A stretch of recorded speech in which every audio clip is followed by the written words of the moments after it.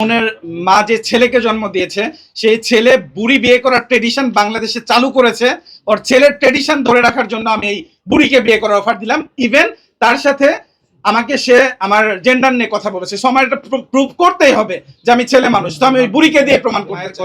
কথায় মানে কোনো কিছু মুভ অন করবো এটার প্রশ্নই উঠবে না, কারণ ওই রকম রক্ষিতা একজন বুড়ি যে ইন্ডিয়াতে যে রক্ষিতাগিরি করে মামুনের মতো একজন বাস্টার্ডকে জন্ম দিয়েছে, যে অন্যের মার সাথে ফিজিক্যাল রিলেশন করতে পারে, যে নিজের শাশুড়িকে রেপ করতে চায়, এই বাস্টার্ডের কথায় বা বাস্টার্ডের মায়ের কথায় আমি ক্যাপ খুলি নাই। ওয়েদার অনেক বেশি ড্যামেন হট, এই রুমে এসি নাই, দ্যাটস ওয়াই আমি ক্যাপ খুলে আপনার জাস্ট ভিডিও করছি। বললো সেটা নিয়ে তো আমাদের মতো এডুকেটেড পারসন ওই বুড়ির মতো বললে তো চলবে না। বুড়ির কথার তো কোনো ভিত্তি নাই। বুড়ি একবার পাঠা বলে, একবার হিজড়া বলে, একবার থার্ড জেন্ডার বলে, একবার পুরুষ বলে, ওর ব্যাকগ্রাউন্ড তো দেখতেই হবে।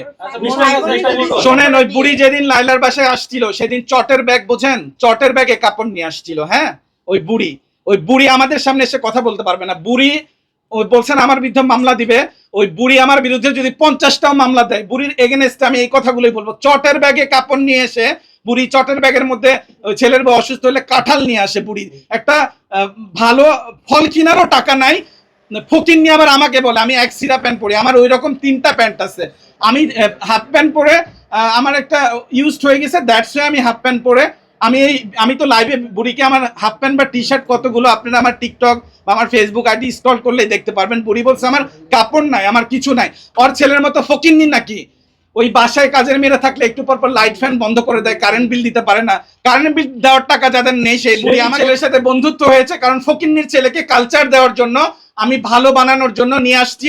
এবং সেভারেল টাইম লায়লার সাথে যখন গন্ডগোল হয়েছে তখন মিলাই দেওয়ারও চেষ্টা করেছি। এবং আমি মোহনাকে বলেছি, আপু তুমি যদি চাও আমি পার্সোনালি মামুনের সাথে কথা বলে তোমাকে প্যাচ আপ করে দেওয়া হয় না, ঢেকি স্বর্গে গেলেও ধান ভাঙে।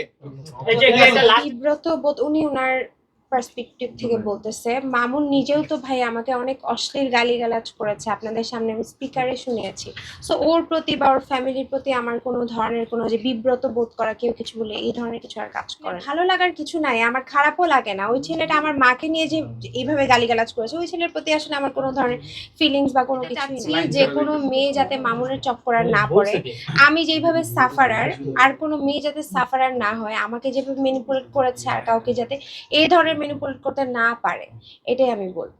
মায়ের কথায় কোনো কিছু মুভ অন করবো এটার প্রশ্নই উঠবে না, কারণ ওই রকম রক্ষিতা একজন বুড়ি যে ইন্ডিয়াতে যে রক্ষিতাগিরি করে মামুনের মতো একজন বাস্টার্ডকে জন্ম দিয়েছে, যে অন্যের মার সাথে ফিজিক্যাল রিলেশন করতে পারে, যে নিজের শাশুড়িকে রেপ করতে চায়, এই বাস্টার্ডের কথায় বা বাস্টার্ডের মায়ের কথায় আমি ক্যাপ খুলি নাই।